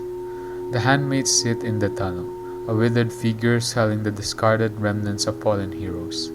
But her presence in the untended graves, the dark, past, future version of the shrine, suggests she is more than a mere merchant. The handmaid is the historian of the ash. She does not sell items, she sells memories. Every umbral ash you bring her is a life story, a thief's desperation, a paladin's pride, a scholar's madness. She grinds these memories into her inventory, recycling the past to fuel the present. In the dark shrine, she recognizes you even before you meet her, a hint that time in Lothric is not a line, but a tangled knot. She is the crone at the edge of the world, waiting to see which piece of the last you will cling to as the darkness finally closes in. Ludleth the Corland, the exiled volunteer. On the smallest throne sits Ludleth, the only Lord of Cinder who returned willingly. He is a staking king, a man who chose to burn to save a world that had already forgotten him. Ludleth is the answer to the twin princess' defiance. While Lothric refused to burn because the world was ugly, Ludleth chose to burn precisely because it was. He is a pygmy lord, a small man with a massive will. He felt the charring of his bones and the acrid smell of his own soul and did not flinch. He represents the nobility of the unworthy. He gives the Ashen One the transposing kiln, the power to turn the souls of monsters into weapons of heroes. He is the one who tells you the truth, that to link the fire is not a glorious ascension, but a horrific, wonderful burden. The confrontation at the edge of existence. The Ashen One stands before the first flame. It is no longer a roaring sun. It is a pathetic, sputtering campfire in a wasteland of grey soot. The soul of Cinder lies dissipated, its armor a hollow shell. The wind that blows across the kiln carries no heat, only the scent of ancient, cold metal. You have walked through the wrath of Ariandel, the gilded cage of the Ring City, and the shattered remains of 3 ages. Now, the cycle of the world narrows down to a single hand reaching for a single spark. There is no right answer, only the choice of which silence you prefer. The fire is the heartbeat of the world, but it has become a taklirndeya, a frantic, dying pulse that keeps the patient in a state of perpetual agony. The linking of the fire. In the first ending, the Ashen One reaches out and touches the flame. In ages past, this caused a titanic explosion of light that renewed the world. But now, as the narrator observes, the result is a hauntingly small. You sit by the fire, and it consumes you. But look at the sky. The dark sign remains. The shadows do not flee. You have added your soul to the pile of kindling. But the wood is wet with the tears of a dying world. You have brought the world a few more days, perhaps a few more years, of a twilight existence. It is the ending of the traditionalist, the one who believes that any light, no matter how dim or painful, is better than the dark. You are the latest in a long line of martyrs, burning yourself to keep a corpse warm. If the Ashen One summons the firekeeper, she kneels and cradles the flame in her palms. She does not feed it, she lets it breathe its last. The firekeeper's hands are steady as the light flickers and dies. For the first time since the dawn of the age of ancients, the world is truly dark. This is not the dark of the abyss, full of teeth and hunger. This is the dark of a quiet room after a long, exhausting day. It is the natural end. As the screen fades to black, the keeper whispers to you in the void. She sees what the gods could not, that in the far distance, a across the sea of shadows, tiny flames will one day dance. You have not destroyed the world. You have finally allowed it to sleep, so that it may one day dream of a new fire. For those who followed Uriah and the Sable Church, the flame is not linked or extinguished. It is stolen. The Ashen One plunges their hand into the fire and pulls the spark into their own chest, becoming the Lord of Hallows. The sun turns black, bleeding a dark, oily liquid.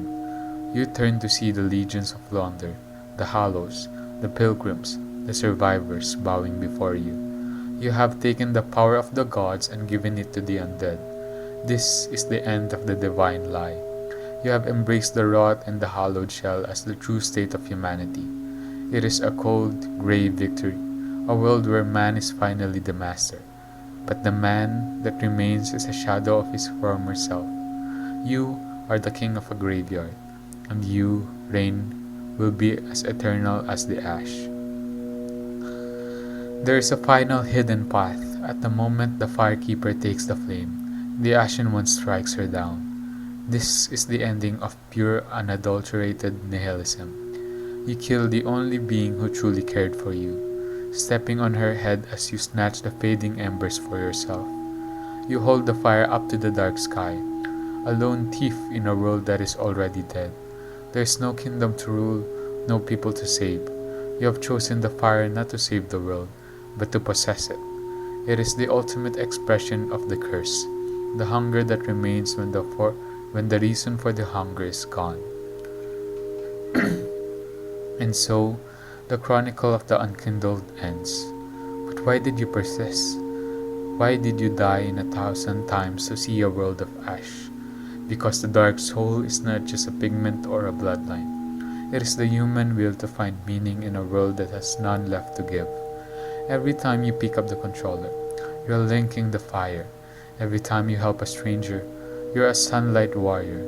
The story of Dark Souls 3 is the story of how we face the end, with a sword in hand, a friend by our side, and a refusal to go quietly into the night.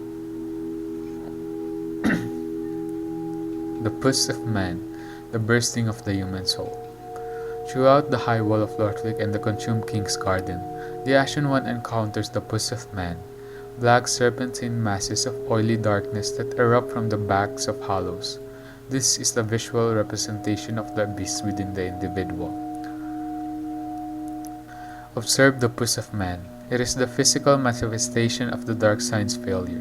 When the first flame fades, the seal placed upon humanity by Gwyn, the ring of fire, weakens. The dark inside the human vessel begins to overflow, no longer contained by the logic of bone and skin. It erupts as a chaotic, writhing beast, a mindless surge of humanity that has forgotten how to be human. It is the ultimate irony, the very essence of man, when left unchecked by the sun, becomes a monster that devours its host. It is the rot of the soul made flesh. The deep occurs, the manifestation of stagnation.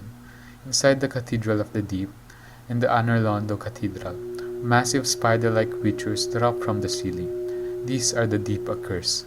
They are not born of the abyss, but of the stagnation. If the abyss is a raging storm, the deep is a stagnant pond. These creatures are not inhabitants of the pond. They are composed of the dregs, the heaviest parts of the human soul, that sink to the bottom of reality. They are hairy, multi-legged, and possesses a human-like face that is frozen in a silent scream. They represent what happens when humanity stops moving, stops struggling, and simply sinks into the mud.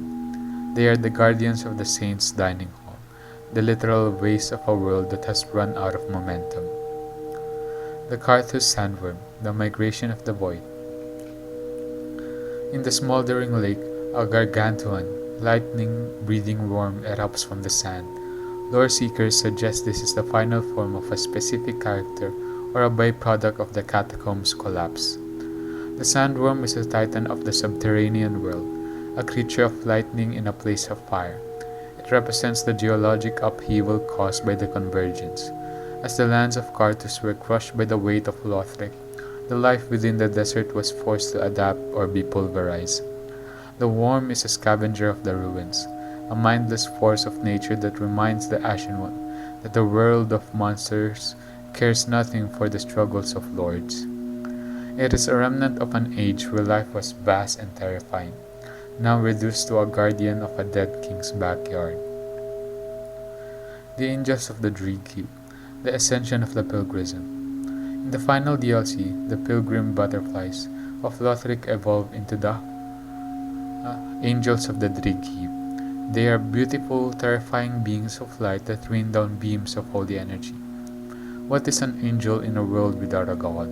These are the final stages of the pilgrim's journey. They are not divine. They are the puss of man that has found a way to take flight. Their light is a cruel mimicry of the sun, and their wings are made of the same oily darkness that infects the hollows. They represent the final evolution of the human curse, a state where the dark has become so potent that it begins to radiate its own twisted form of light. They are the harbingers of the end, watching over the ruins of history as the world is finally grounded into dust. Look down. The ash beneath your boots is the only true record of history. It is the dust of Lordran's spires, the cinders of Dranglic's kings, and the remains of Lothric's knights. Everything ends in ash. It is the ultimate equalizer. It does not matter if you were a god or a slave. In the end, you are the grey powder that covers the world. And yet, even in the ash, a fire can be lit. That is the tragedy and the beauty of the unkindled. You are a creature of the ash, seeking a spark in a world that has already burned out. Ringfinger, Leonard, and the Goddess of Rebirth. In the shadow of the Holy King's throne, the Ashen One meets Leonhard, a man whose face is hidden behind a silver mask and whose soul is steeped in the blood of pale tongues. He represents the sin of the noble. Leonhard is a man of high birth who found the world of chivalry to be a hollow theater. He serves Rosaria, the mother of rebirth, not out of pity, but out of a desperate need to find something that is truly eternal. He kills his fellow unkindled to offer their tongues to a silent goddess who cannot even speak his name. His quest is a tragedy of misplaced devotion.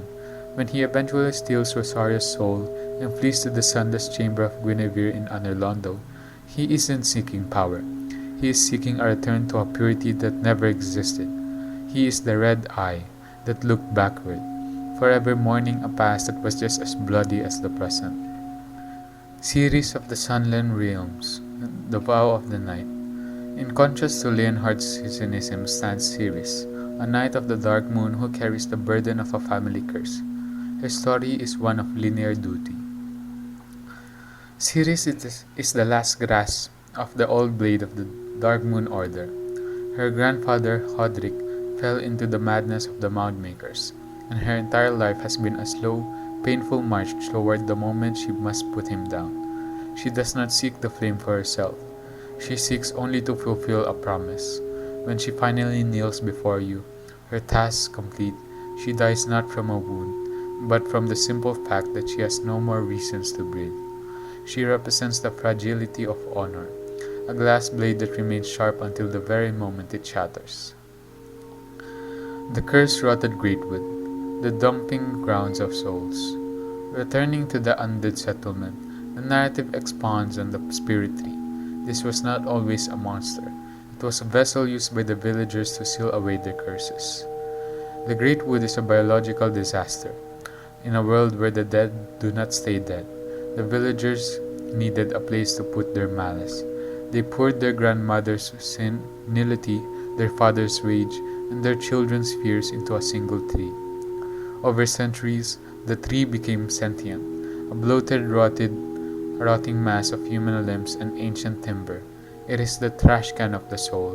To defeat it is to unleash 1,000 years of repressed suffering back into the air of the settlement. It is a reminder that in Dark Souls, nothing is ever truly disposed of. It only waits to grow larger and more grotesque. The Weapon Arts, the Kenam, thick memory of the soul. When you perform the stance of a straight sword or the war cry of an axe, you are tapping into the ghost of the warrior who first held that steel. The stance is the discipline of the Lothric Knights, a refusal to break formation even as the world falls apart. The stomp of the ultra greatsword is the weight of a giant's footfall. The parry is the ultimate act of human defiance, the moment where a mortal says no to the momentum of a monster. Every time the Ashen One uses a skill, they are briefly possessed by the spirit of the past. They are a puppet of history, dancing the same dances that led to the world's end. Ashen One, canst thou hear my voice still? This is the final question of the universe. In a world of total darkness, where the sun is gone and the gods are dead, the only thing that remains is the sound of one human soul, reaching out for another. It is the rejection of nihilism. If you can hear her, then you exist. If you exist, then the story is not over. The dark is not a void, it is a canvas, and as the painter in Ariandel begins to work with the blood of the dark soul, we realize that the cycle hasn't ended. It has simply changed its medium. The fire may be gone, but the soul remains.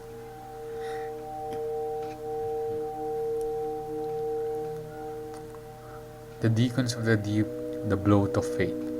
In the center of the Cathedral of the Deep, there is a mass of red-robed figures. They are the deacons, the lowest rung of the ecclesial ladder. They are not warriors, they are worshippers of a void. Observe the deacons. They were once holy men, seekers of the light who were led astray by the promise of the deep. Look at their skin. It is sallow, stretched over frames that have become bloated with the consumption of dregs. They do not fight with mortal powers, but with the collective weight of their belief. They huddle around the empty tomb of Aldrich, chanting in a language that predates the gods. They represent the stagnation of organized religion. When a faith has no god to worship, it begins to worship its own decay. They are the humanity that has sat in one place for too long, turning into a stagnant pool of red cloth and white eyes. Crawling along the rafters and the hidden passages of the cathedral are the man-grubs.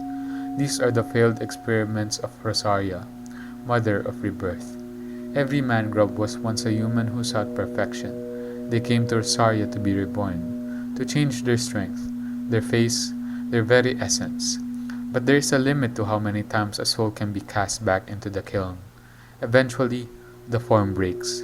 They become these soft, maggot-like entities, shedding their humanity like a useless skin. They cast shards of light that recall the miracles they once knew, a ghostly memory of the people they used to be. They are the ultimate warning against vanity, in seeking to be more than human. They became the lowest of the low, squirming in the shadows of a goddess who can neither speak to them nor save them. The lycanthropes, the hounds of crucifixion. In the road of sacrifices, the Ashen One encounters the lycanthropes, creatures who strap to wooden crosses who howl with a primal bone-chilling fury. These are the victims of a primitive fear. They were humans who carried the beast within them, and the inhabitants of the settlement attempted to seal that beast away by pinning it to a cross. But the wood did not hold the soul, it only tortured it. The lycanthropes are the embodiment of repressed rage. When they break free, they move with a speed that defies their shattered limbs. They represent the untamed dark, the side of humanity that gods try to chain up and forget. They are not evil, they are simply in a state of perpetual, agonizing reaction to their own imprisonment. The Elder grew, the sentinel of the stagnant mire. In the poisoned swamps of Faron, the Elder Grew stands as towering, goat-like monstrosities wielding massive trees as clubs. The Grew were once the acolytes of the Abyss Watchers, the servants who maintained the fire and the rituals, but the swamp is a jealous master.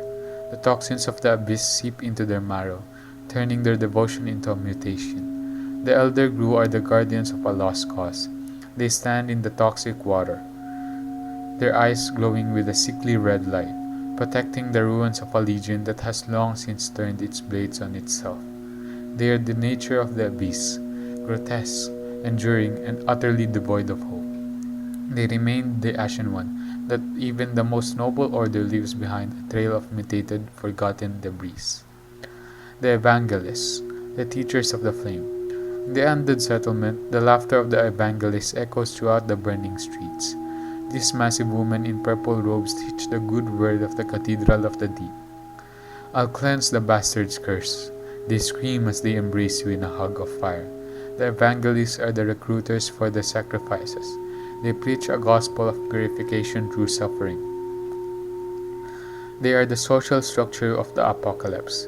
While the world ends, they go about the business of cleansing the weak, ensuring that every soul is properly prepared to be devoured by Aldrich. They are the terrifying face of a bureaucracy that has become a cult, proving that even in the end of times, there is always something willing to lead the way to the slaughterhouse with a smile.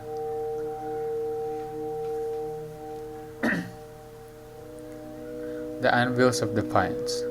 To wield an ultra greatsword is to reject the elegance of the knight in favor of the physics of the executioner. These are not blades, they are slabs of tempered grief. Consider the greatsword, a massive iron hunk often associated with the legend of the Black Swordsman. It was never meant for a human hand. It was forged to cleave through the stone scales of dragons and the plate armor of giants. To swing it is to commit your entire body to a single, devastating moment of truth. If you hit, the world shatters. If you miss, the weight of the iron will pull you into the dirt. It is the weapon of the end times, a tool for those who have realized that finesse is a luxury the dying world can no longer afford.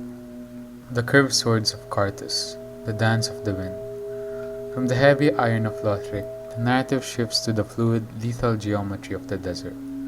The curved blades of the Carthus warriors tell a different story. They are designed for bleed, the slow, rhythmic draining of a foe's life. The warriors of the sands did not believe in the heavy, static defense of the shield. They believed in the Valerie, a dance of constant movement. These blades are serrated, designed to catch in the gasp of armor and tear the flesh beneath. To use a Carthus curved sword is to embrace the philosophy of the Gale. You are everywhere and nowhere, a silver blur that leaves a trail of crimson in the dust. But even this grace was not enough to save them from the weight of the catacombs. Their speed was eventually swallowed by the slow, grinning advice of the dart. The spears and the halberds, the measure of distance. The spears is the oldest weapon of the gods. It was Gwyn's lightning made physical. In the Hadrids of the Lothric Knights, the spear is a tool of the phalanx, a way to hold the line against the encouraging madness. But in the hands of the hollow, the spear becomes a crutch. It represents the fear of intimacy, the desire to kill the monster without ever having to look into its eyes. The halberd of the winged knights, however, are different. They are heaven sent, executioner tools combining the reach of the spear with the shearing power of the axe. They are designed to behead the giant of the earth, a mechanical solution to a spiritual problem. The catalyst of sorcery, the conductor of the cosmos. A sorcerer's staff is not a wand. It is a tuning fork. It vibrates with the frequency of the Logan logic. The Korth sorcerer's staff is made of rare, white wood that resonates with the purity of the profane. Capitals pro original scholars. To cast a spell is to force the universe to listen to your specific mathematical truth. But the pyromancy flame is the most honest of all catalysts. It is not a tool. It is part of you. It is a living spark nurtured in the palm of the hand. It is the eternal flame, the piece of the first flame that every human carries. To throw a fireball is to hurl a piece of your own life at the enemy. It is the most primitive and most potent of the arts, for it requires no books, only a heart that is willing to burn. The shields, the walls of the will. A shield is a statement of no, whether it is the grass-crest shield that hums with the energy of the woods, or the great shield of glory that is as heavy as the castle gate. The shield is the only reason the Ashen One survives the first 5 minutes of the journey. It is the physical manifestation of the player's resolve. But look at the Shield of One, found in the smoldering lake. It is a king's shield, decorated with symbols of greed. It reminds us that even our defense is a form of desire. The desire to live, the desire to win, the desire to take everything the world has left. Even your protection is a sin in the eyes of the fading fire. The crustaceans of the crucifixion, the armored scavengers. In the stagnant, shallow waters of the crucifixion woods, the Ashen One encounters the great crabs. These are not merely animals, they are the ultimate survivors of the sludge. Consider the great crab. While the gods perish and the nights hollow, the crustacean thrives. It has no soul to burn, no duty to fulfill. It only has the hunger and the shell. These creatures have grown to monstrous proportions by feeding on the dregs that sink into the swamp. They have become the armored keepers of the forest, burying themselves in the mud to wait for the passing of empires. They represent the indifference of nature. To the crab, the linking of the fire is nothing more than a change in the water's temperature. They are the heralds of a world that will eventually belong to the unthinking, the unfeeling, and the hard-shelled. The crystal lizards, the breath of the stars. Scuttling through the ruins are the shimmering crystal lizards. They carry titanite, the literal slabs of the gods within their bodies. Where do they come from, these skittering gems? They are the mineral life of the universe. It is said that they are attracted to the flows of soul, consuming the raw energy of the earth until it crystallizes in their marrow. The ravenous crystal lizards, the massive jagged elders found in the cemetery of ash, are what happens when a lizard lives long enough to consume a hero. They are beautiful and terrifying, living geodes that represent the materiality of power. To kill one is to strip the earth of its refined essence just to sharpen a blade. They are the tragic link between the spirit world and the physical world, hunted for the very beauty they embody. The Sylvian's beast, the anatomy of an abomination. This is what happens when a wolf is fed on the eyes of a god and the heart of a sinner. Sylvian did not just conquer Earthel, he experimented on its guardians. These beasts possess a human-like ribcage and the frantic, starving movements of a canine. They are the art of the blasphemer.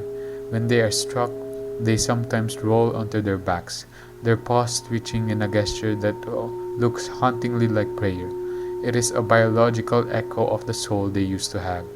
They are the hounds of stagnation, proof that under Sullivan's rule, life was not allowed to die. It was only allowed to be reshaped into something more lethal. The basilisk, the breath of the curse. The basilisk is the fossil of the abyss. They have existed since the time of the first dragon war, unchanging and unyielding.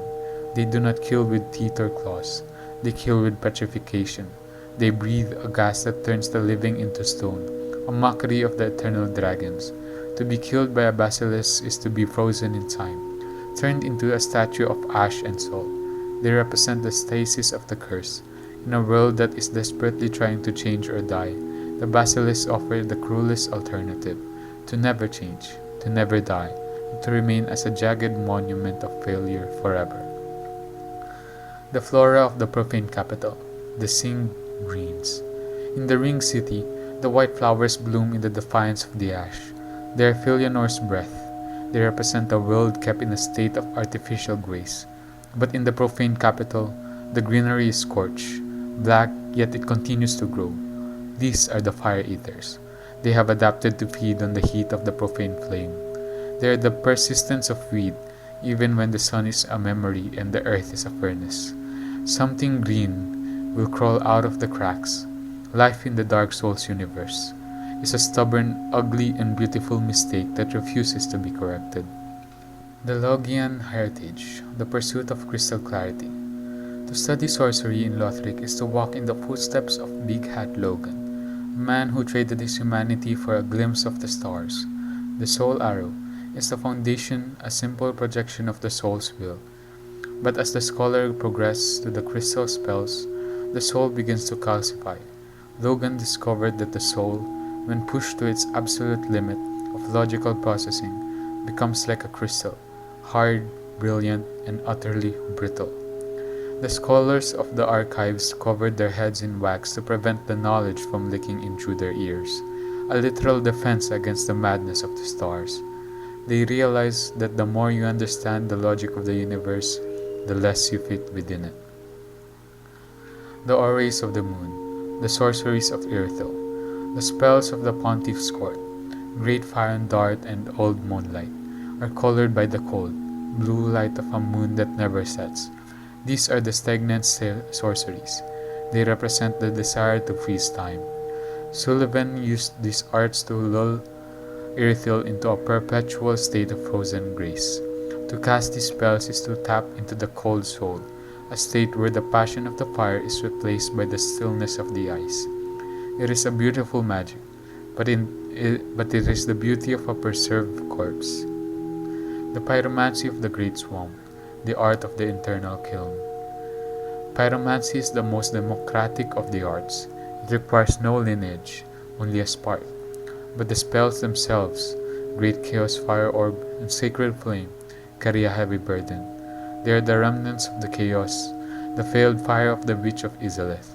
To be a pyromancer is to be a gardener of a dangerous weed. You nurture the flame within your own chest, using your body as the fuel.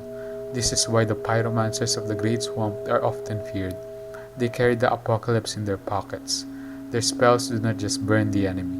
They remind the world that the first flame is still alive, still hungry, and still capable of turning everything to ash.